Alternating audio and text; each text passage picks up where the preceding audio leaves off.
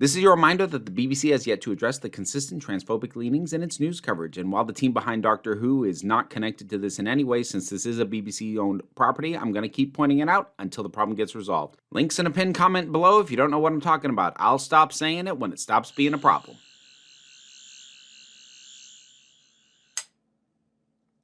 However, will the Doctor get out of this one?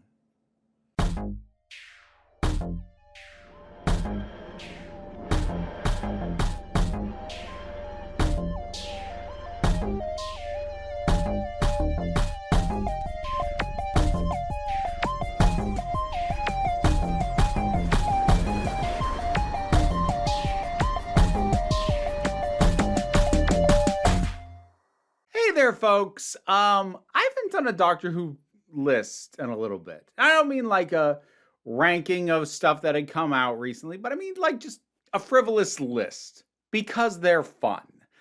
I debated doing this as a single video. I'm actually going to do it as two. And this time it's going to be the best Doctor Who cliffhangers. It is my intention to do the worst next month. If it comes out sooner than next month, then you know that my schedule is backed up because part of the reason to do a list is it is a little bit less work. I'm trying to, give myself a little bit of a break where I can. In any case, before I can really get into Doctor Who cliffhangers and what I think are the best that we've gotten, I gotta lay down some ground rules on this. First of all, I'm not dealing with classic. And a major reason why I'm not dealing with classic is it has very few what I consider to be good cliffhangers. I'm going to lay out what I think makes for a good cliffhanger and what I think doesn't make for a good one. Obviously, I'll get more into the latter when I do the worst list, but briefly, the best cliffhangers in my mind are a reveal or twist or revelation of story or characters or setting that make you go, oh, this is so much more than I thought. How do we deal with all this? The worst kind of cliffhangers, for me, are the ones that are the most literal. The ones that basically amount to the characters are dangling off a cliff. Oh no, will they be okay? Yeah, of course they're going to be okay. We know that. That to me is the worst, least interesting kind of cliffhanger, just to have the characters in imminent danger that you know is going to resolve basically immediately. So the best cliffhangers are ones that aren't pivoting on the supposed danger that the characters are in, or at least they're not only doing that. So that's what I consider to be a good versus a bad one. So before I get into the good ones, one last thing. This is not taking into account how good the episode was up until that point, nor is it taking into account how well the cliffhanger resolves. There are some great cliffhangers that resolve kind of like garbage, if I'm being completely honest, but I'm not dealing with the resolution, only with where we were left and how that landed.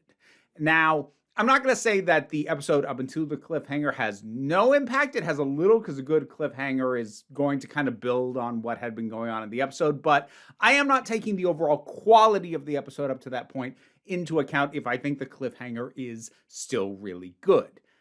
All that having been said, let's count these down. Number 11. World Enough and Time. This is an entry that would have been so much higher, except this is kind of why I emphasize I am not taking how it resolves in the next episode into account, because if I was, this would place a lot higher. This is still a phenomenal reveal that the Doctor's companion, Bill, has been fully converted into a Cyberman. This is not something that's happened to a companion before. It has happened to a character who was recurring before, because it happened to Danny Pink. But this was already kind of a reveal that we're even dealing with the Cybermen in the first place. That reveal happens a little too early for it to really count as part of the cliffhanger, but that reveal came in later in this episode. And then to realize that this has happened to Bill, who had been waiting from her perspective for years for the Doctor to come and get her, and that's what happens to her. The reason why I emphasize I am not taking the resolution into account is because watching this on its own, you do kind of assume, wow, that's a lot. Doctor's going to fix it next episode, though. Like, you can't help but think that. You might not know how immediately, but you have no doubt. Except he doesn't. If I was counting the resolution, or in this case, the lack of immediate resolution on the cliffhanger, this would be a fair bit higher. But the thing is, when you just see this, there's going to be a big enough part of you that thinks, oh, okay, this will get cleared up next episode, though, that it doesn't hit quite as hard as it does if you know it's not. Number 10. The Impossible Planet. Now, this does have a certain degree of the immediate threat, will it kill the characters, but it actually kind of works a little bit here, partially because this is a two-part story with a really phenomenally well-built up supporting cast. They do such a good job establishing these characters, making you care about them, that the fact that it isn't the Doctor in immediate danger actually makes it hit a little harder, because you've got to know all these characters. Like, yeah, Rose is probably going to be fine, but there's all these other people you've gotten to know and you got invested in, and you're worried about them. And then in addition to that, the freaking pit just opened. We don't know what's inside. There was a voice, a very loud, booming voice. We don't know what that means, though. It just feels like an escalation of the threat in an immediate sense with Yude, but also in a what the hell happens now kind of way, which is, to me, is always a better way to leave me hanging than with the really specific threats of just monster about to attack. This is kind of the best version of that because it has something that seems almost existential with the release of the beast, as well as something more immediate that's threatening characters who might actually die. Number 9. Stolen Earth. I could put this one higher. I'm not going to, just because I'm trying to remember back to how it felt, and I don't personally think I ever believed that the Doctor was actually going to regenerate in that episode. That having been said, that was a hell of a ballsy place to leave us. Everything's going so wrong. The Earth has been moved. The Daleks are back. Rose has finally gotten back to this dimension and is going to be reunited with the Doctor, who she loves. And then he gets shot by a Dalek and starts regenerating. Now, if I was taking the resolution into account, or not quite lack of resolution, because it does result in the Meta Doctor, so there is something there. But I'd probably drop it down another spot or so if I was taking the resolution into account, because it is kind of a, oh, the Doctor's regenerating. Oh, no, wait, no, he isn't. But it was a ballsy move at the time, for sure. I cannot remember if it had been confirmed that Tennant was going to do the specials, or if the specials were the plan yet. I wasn't following the casting news. I know Matt Smith had not been announced yet at the time that this happened, but it just is bold, and I gotta give it points for that. Number 8, Spyfall. The reveal of the Master. This one was interesting because I legit was not expecting it. The previous series that was Jodie Whittaker's first series as the 13th Doctor had 0 returning villains, either species or specific villains like the Master. So I wasn't necessarily expecting it. And more to the point, the character of O felt like a good, solid supporting character. He wasn't a character I was expecting any twist out of. This is in contrast to, say, the reveal of Missy as an incarnation of the Master. That particular reveal, not on this list. But the reason it's not is because Missy had kind of already been teased and people were already trying to guess. What's really nice about the reveal of O is you're not necessarily thinking that there's going to be a twist with him. And then there is. And the reaction from Whittaker does a pretty good job of selling it, and Sacha Dhawan's performance does the rest. Yes, there is the immediate danger plane crashing thing. That's a little tacked on, But that's not the part of the cliffhanger that really hits. And the part that hits dang well. Number 7, The Legend of Ruby Sunday. Again, remember, we're not dealing with the resolution of the cliffhangers, but I'm sorry, the return of Sutek was kind of awesome.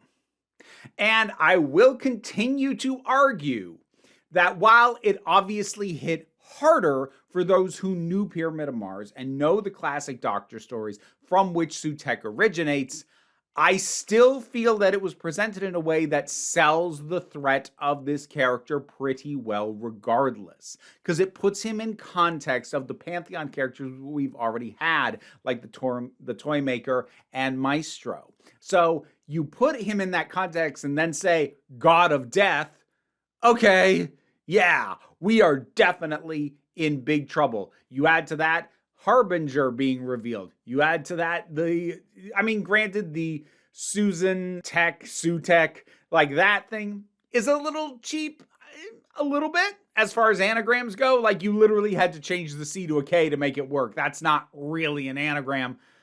But you know what? In the moment, I did not care. It got me so good.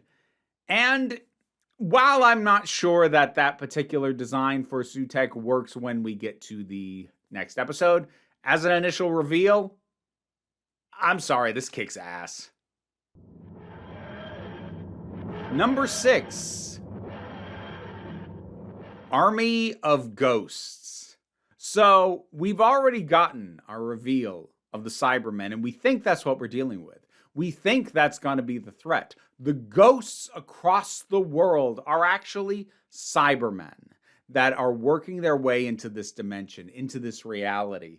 What do we do about that? Oh, what? You think that was all that we were going to have to deal with? An army of these things? No, because there was the Void ship.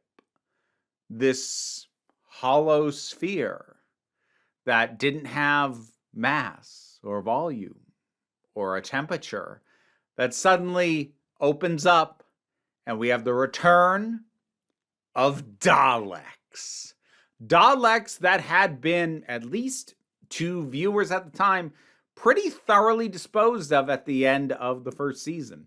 This is something that would not hit nearly as hard in later seasons, even though they would try and do some pretty strong Dalek reveals, and also honestly sometimes still make it work. I do think that the reveal of the Daleks in Stolen Earth still does hit pretty hard, largely sold by the reaction from performers in it.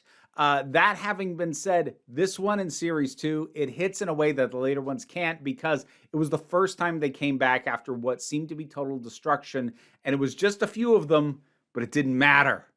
It's the Daleks and the Cybermen. Oh, we are so screwed. That's how you hang off a cliff. Number 5. The Pandorica opens. This one does have the imminent destruction that you do know is going to be in some way reversed, that be the apparent destruction of the entire universe. But that's not the part of the cliffhanger that really makes it work, at least not for me, because, when you threaten to destroy the entire universe and it appears to happen, obviously that's going to get undone. There's no show otherwise after that. But just the Doctor being closed up in this cube by a cadre of his longest running villains, they all came together to lock him away, not realizing that he was the only one who could stop the destruction of the universe. And hearing him yell as those doors close, "Listen to me!" That image alone gets it this high, even though on my personal metric of what makes it for a good cliffhanger, the whole, all the stars are exploding and whatnot is kind of cheap and I don't care. But just that image, oh, that's so good. Number 4, Bad Wolf.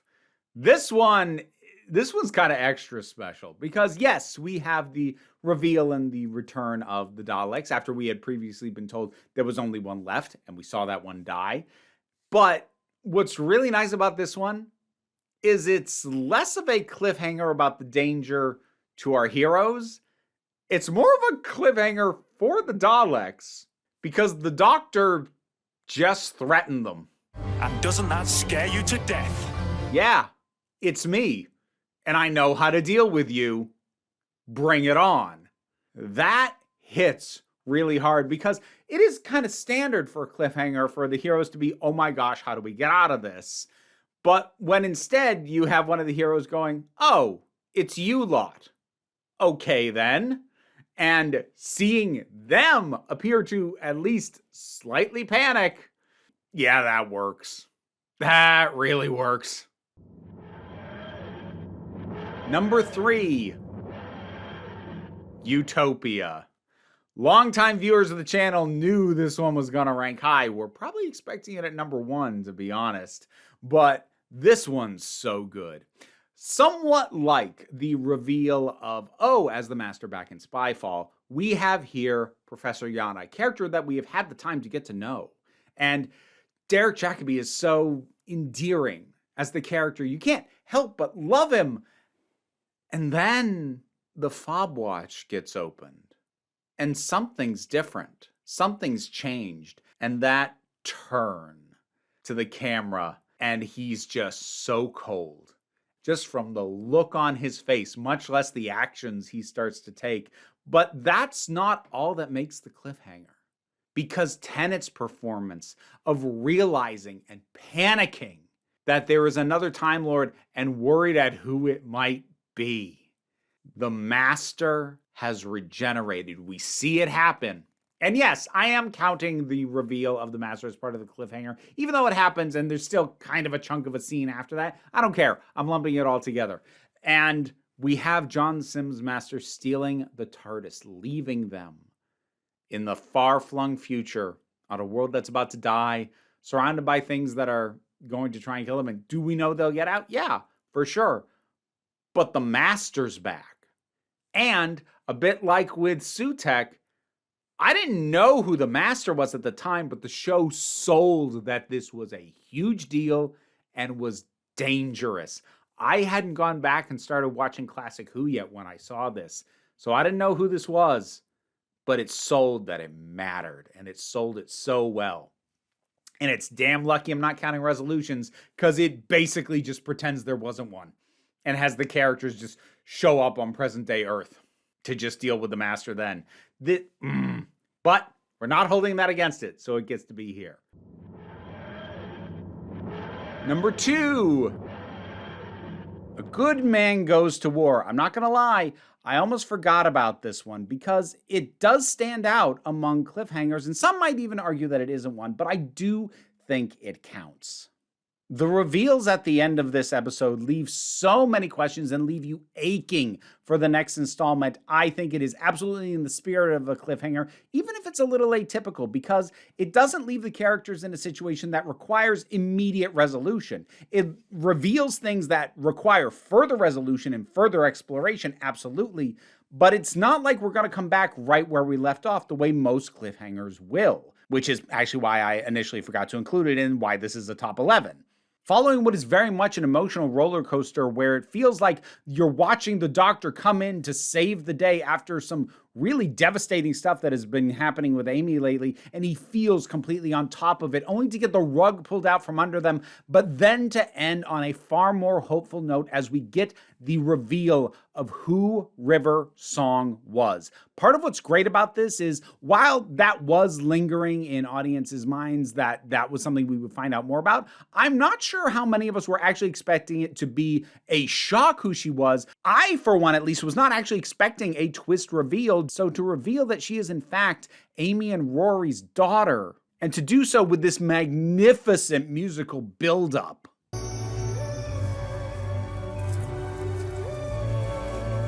And having the Doctor dash off to go and rescue the baby, and knowing that no matter what happens and no matter how long it takes, she's going to turn out to be okay because she's going to be River. it ends in the most hopeful version, I think, of what you could still classify as a cliffhanger. It's really wonderful and exciting and thrilling and heartwarming, and I just adore this. Didn't quite make number one, though. Number one, The End of Time, Part 1. I don't think that there has been a bigger, more unexpected reveal, especially as part of a cliffhanger that Doctor Who has done, that has hit me quite like the return of the Time Lords. This was so momentous. The idea of Gallifrey returning, the Time Lords returning, and then to cast Timothy Dalton as that character. And we didn't even know it was Rassilon yet, but to have him be there in that booming voice, spit flying out of his mouth because he doesn't care if he's spitting. They are there for victory, for the end of time itself. He doesn't care. He holds all the power. You don't know how they're back. You don't know what's going to happen, but it seems real bad, and it has the full weight of their absence up to this point. And again, Timothy Dalton puts it over the top. The Time Lords return. His presence makes this moment immense to a degree that I don't think Doctor Who has managed since. Not with a cliffhanger at any rate. That's what I think are the 10 best. Come on back sometime later, probably in about a month, and I'll tell you what I think are the worst. That's a list that's going to start some fights. This one, probably not so much. That one, yeah, people are going to be mad at me for that one. But we'll deal with that when we get there. What do you think are Doctor Who's best cliffhangers? Did I leave your favorite off the list? Is it somewhere on here? What do you think I'm going to slag off on the worst list? Drop your predictions now. Whatever your thoughts might be, drop something down in the comments. Let's talk about it. Patreon pays the bills and enables me to do this as my living. Even if you can't help me out that way, like, share, subscribe, they all help me out. Don't worry too much about it, though. What I really want you to remember is that you're beautiful, you are valid, and you are loved. You are the council. I'm just running the meetings, and until next time, this council is adjourned. And now to thank my highest supporting patrons: Robin Moore, Jared Boyce, Zubin Lafula, Auntie Kate 808, Mara G, Angry Casperl, Dave Hall, Oliver B, Mystic Shadow, Sean Miller, Welsh Wrestling Geeks, Melissa Pedersen, Becky Sparks, Twilord, Tracy Scrabbit, Pal Barabajoggle, Magdalena, Sir Didymus is my favorite. And to thank some supporters from the lower tiers, thank you to Wordmaker, Lucy Llewellyn, and Beginner's Mind Podcast. And if you want to hear me say your name as well, you can check out the rewards on the Patreon, and there's other stuff besides, and it'll help keep these absurd creatures fed.